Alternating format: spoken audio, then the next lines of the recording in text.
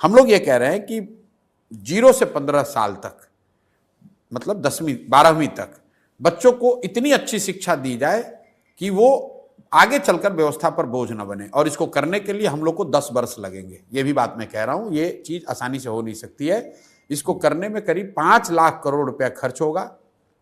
हर साल इसको हम लोग 50,000 करोड़ रुपए खर्च करके करेंगे, और जिसके तहत बिहार के हर प्रखंड में नेतरहाट जैसा एक विश्व स्तरीय विद्यालय हम लोग हर साल बनाएंगे, ताकि अगले 5 वर्षों में कम से कम हर प्रखंड में 5 नेतरहाट जैसे विद्यालय जरूर बन जाएं।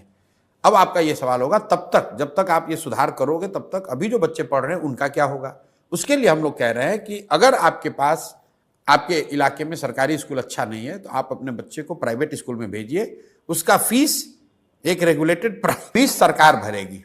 तो जन स्वराज की शिक्षा को लेकर ये जो सोच है कि 15 साल से कम उम्र के बच्चों को इतनी अच्छी शिक्षा दी जाए ताकि वो व्यवस्था पर आगे चलकर बोझ ना बने। और अच्छी शिक्षा देने के लिए rather than making school in every village, we are saying कि हर प्रखंड में 5 से 10 अच्छे विद्यालय बनाए जाएं और लोगों को बस की सुविधा दी जाए, स्कूल बस की, ताकि बच्चे अच्छे स्कूल तक पहुंच सकें। और जब तक ये व्यवस्था को बनाने में जो 5 साल समय लगे, 10 साल, तब तक लोगों को प्राइवेट स्कूल में पढ़ने का ऑप्शन दिया जाए।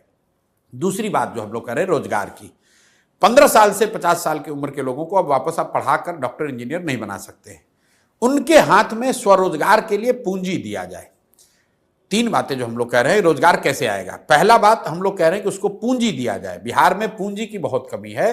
पूंजी की कमी इसलिए है कि हर साल बिहार से करीब करीब 2 से 2.5 लाख करोड़ रुपया बैंक ट्रांसफर कर रहे हैं दूसरे जगह। ये बिहार का पैसा है। बिहार का अगर सीडी रेशियो आप देखेंगे तो यहाँ देश के सीडी रेशियो 70 है, यहाँ पर 40 है।